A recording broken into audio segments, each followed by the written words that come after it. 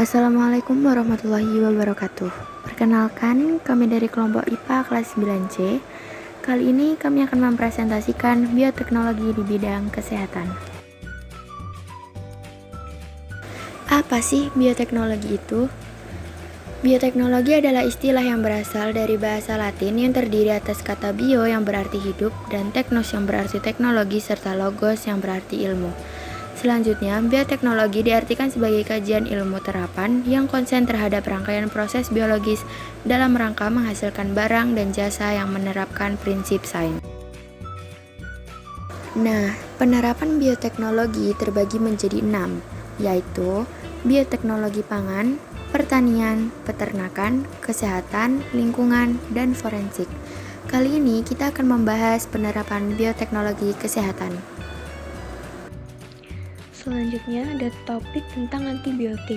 Kapan antibiotik diperlukan? Jika ada kuman masuk, tubuh kita mempunyai sistem pertahanan tubuh. Contohnya, sel darah putih untuk melawan kuman penyebab penyakit, lalu sel darah putih akan melawan untuk menghancurkan kuman tersebut. Nah, jika menjadi nutrisi baik, kuman akan mati. Namun jika menjadi nutrisi buruk, kuman tidak mati, sehingga terjadi infeksi dan diperlukan antibiotik. Di sebelah kanan ini ada Sir Alexander Fleming. Dia adalah ilmuwan Skotlandia yang berhasil menemukan penisilin di tahun 1928, yaitu sejenis antibiotik yang dihasilkan oleh jamur Penicillium notatum. Zat temuannya ini dapat digunakan untuk membunuh banyak jenis bakteri yang berbahaya bagi tubuh manusia. Lalu, dari tabel di bawah disebutkan nama mikroorganisme Penicillium notatum, Penicillium chrysogenum. Antibiotik yang dihasilkan penisilin. Fungsinya adalah untuk menghambat pertumbuhan bakteri. Yang kedua, Streptomyces griseus. Antibiotik yang dihasilkan adalah streptomycin. Fungsinya untuk mengatasi sejumlah infeksi bakteri, umumnya tuberkulosis. Yang ketiga, di sini ada Streptomyces radiae. Antibiotik yang dihasilkan neomycin. Dia adalah obat yang digunakan untuk menghentikan pertumbuhan bakteri pada usus guna mencegah timbulnya infeksi pasca operasi. Yang keempat, Streptomyces aureofaciens. Antibiotik yang dihasilkan tetrasilin. Fungsinya adalah untuk mengobati penyakit akibat infeksi bakteri berat seperti antraks, sifilis, gonore, infeksi saluran kemih, infeksi kulit, jerawat, atau infeksi saluran pencernaan. Yang terakhir adalah Bacillus licheniformis, antibiotik yang dihasilkan bacitracin. Fungsinya adalah untuk mencegah atau mengobati infeksi kulit ringan yang disebabkan oleh luka kecil, goresan, atau luka bakar. Selanjutnya, dalam bioteknologi kesehatan, selain antibiotik, kita juga bisa temukan yang lainnya. Contohnya adalah organ pankreas yang ada di gambar ini. Salah satu fungsi pankreas yaitu menghasilkan hormon insulin. Hormon insulin ini bekerja dengan cara memindahkan glukosa dari darah ke dalam sel sebagai energi atau penyimpan energi. Atau dengan bahasa lain, mengontrol kadar gula darah yang ada di dalam pembuluh darah kita.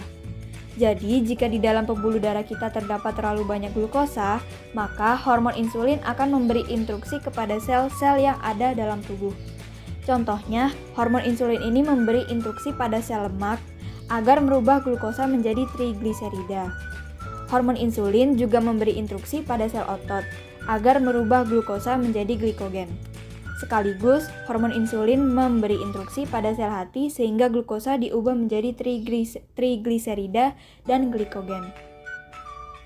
Lalu, bagaimana jika hormon insulin ini tidak diproduksi? Apa yang akan terjadi? Yang akan terjadi adalah kita akan terkena penyakit yang dikenal dengan nama diabetes mellitus. Diabetes mellitus dibedakan menjadi dua, yaitu diabetes mellitus tipe 1 dan diabetes mellitus tipe 2. Diabetes mellitus tipe 1 terjadi karena rusaknya sel-sel pankreas, sehingga tidak dapat menghasilkan hormon insulin. Diabetes mellitus tipe 2 terjadi karena kerusakan reseptor hormon insulin dalam hati, sehingga gula darah dalam darah tinggi karena tidak terserap oleh sel hati. Ada beberapa gejala umum yang ditimbulkan oleh orang yang terkena diabetes mellitus, seperti sering buang air kecil, mudah haus, mudah lapar, dan sirkulasi darah tidak lancar. Orang yang terkena diabetes mellitus biasanya mempunyai komplikasi seperti penyakit jantung, stroke, gagal ginjal, dan kerusakan pada mata. Nah, dari sinilah para ilmuwan harus memikirkan peran dari bioteknologi dan menciptakan hormon insulin buatan yang disebut dengan insulin sintetis atau humulin. Jenis obat ini digunakan untuk memenuhi kebutuhan pasokan insulin bagi para penderita diabetes. Berikut ini adalah tahapan rekayasa genetika produksi insulin sintetis. Langkah yang pertama, kita harus mengisolasi sel pankreas dan diekstrak gen yang berisi penyandi hormon insulin. Yang kedua, kita siapkan vektor atau perantara. Bisa diambil dari bakteri Escherichia coli. Mengapa menggunakan bakteri? Karena bakteri termasuk prokaryotik tidak memiliki dinding sel, sehingga DNA-nya bisa dilihat dengan jelas dan mudah untuk direkombinasi. Yang direkombinasi dari bakteri Escherichia coli ini adalah DNA sirkulernya yang dikenal dengan plasmid. Lalu plasmid dipotong oleh enzim retriksi endonukleas atau enzim pemotong. Yang ketiga, plasmid yang sudah dipotong tadi kita sisipi dengan penyandi hormon insulin menggunakan enzim ligase atau enzim penggabung, sehingga menghasilkan DNA rekombinan. Yang keempat, DNA rekombinan kita transformasikan atau dipindahkan ke sel bakteri Escherichia coli. Yang kelima, sel bakteri Escherichia coli yang sudah diberi DNA rekombinan diperbanyak dengan cara memasukkannya ke tangki fermentasi. Bakteri rekombinan berkembang pesat dan memproduksi insulin manusia dalam tangki fermentasi tersebut. Kemudian langkah yang terakhir adalah hormon insulin kita ekstraksi dan murnikan, lalu kita kemas. Nah, sekarang insulin sudah siap didistribusikan untuk membantu para penderita diabetes mellitus. Selain antibiotik, di bidang kesehatan, kita juga bakal ngomongin tentang imunisasi loh. Apa sih imunisasi itu? Ya, imunisasi adalah proses secara keseluruhan pembentukan antibodi yang membuat seseorang resisten terhadap penyakit tertentu yang disebabkan oleh virus atau bakteri. Sementara vaksinasi, yaitu proses peningkatan seperti kekebalan tubuh dengan cara masukkan vaksin ke dalam tubuh seseorang. Jadi, yang akan kita bahas di sini adalah zat kimianya tersebut, yaitu vaksin. Vaksin merupakan produk atau zat yang dimasukkan ke dalam tubuh manusia yang akan menstimulisasi sistem kekebalan tubuh atau imunitas, sehingga menyebabkan adanya antibodi. Antibodi sendiri adalah protein yang dihasilkan oleh sistem imunitas sebagai respon terhadap keberadaan antigen atau zat asing tersebut yang akan bereaksi dengan antigen itu. Ada 4 jenis vaksin yang akan kita bahas. Yang pertama ada vaksin inaktif, yang dimana vaksin ini berupa virus atau bakteri yang telah dimatikan atau dinonaktifkan sebelumnya. Lalu contohnya ada vaksin polio IPV, inaktif poliovirus, dan juga ada vaksin Sinovac. Yang kedua ada vaksin hidup yang telah dilemahkan, yang dimana vaksin ini tuh bakteri dan atau virusnya itu telah dilemahkan sebelumnya. Dan juga contohnya ada vaksin polio juga, tapi OPV, oral poliovirus. Juga ada vaksin campak, vaksin rotavirus, ini untuk pencernaan. Lalu yang ketiga ada vaksin toksoid, yang dimana toksoid ini berupa toksoin atau racun yang berbasis protein, jadi tidak berbahaya. Contohnya tetanus atau difteri. Yang terakhir ada vaksin subunit, di mana vaksin ini menggunakan sebagian virus atau bakteri yang diambil proteinnya, lalu digunakan untuk merangsang sistem imun pada tubuh kita. Contohnya ada hepatitis B, Novavax, dan juga meningococcus. Sebelum kita melanjutkan tentang mekanisme pembentukan antibodi, di sini ada informasi awal tentang pembuluh darah atau blood vessel. Di dalamnya ini terdapat sel darah merah, lalu ada sel darah putih, ada platelets, itu tentang trombosit, dan juga ada plasma darah. Kalian tahu nggak sih bahwa sel darah putih inilah yang berperan dalam pembentukan antibodi dalam tubuh kita loh. Lebih tepatnya sih sel darah putih berjenis sel B sih ya, atau limfosit B. Karena tugas utamanya limfosit B ini untuk antibodi dalam melawan antigen. Tahu nggak sih antigen itu apa? Nah, antigen itu zat vaksin yang masuk ke dalam tubuh kita atau benda asing. Cara kerjanya sebagai berikut. Misalkan nih, kita lagi disuntik atau kita lagi vaksin. Dan juga vaksinnya itu vaksin Sinovac. Nah, di mana vaksin Sinovac ini juga merupakan virus corona yang telah dimatikan sebelumnya.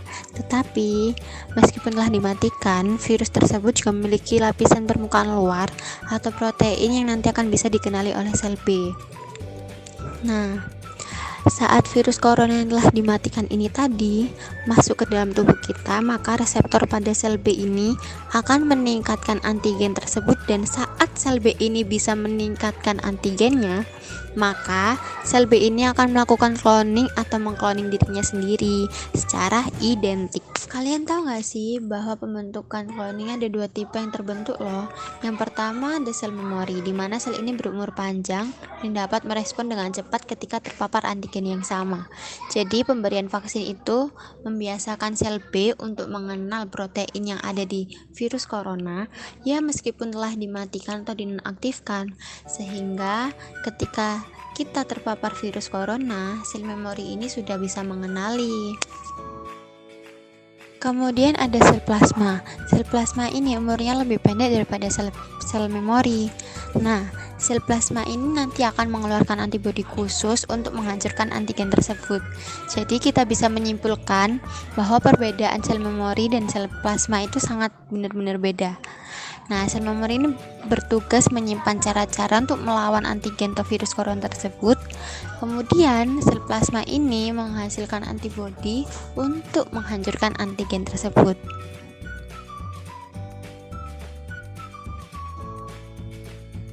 Antibodi monoklonal, antibodi yang spesifik untuk satu jenis antigen yang dihasilkan dari satu jenis sel limfosit B yang merupakan kloning dari sel induk.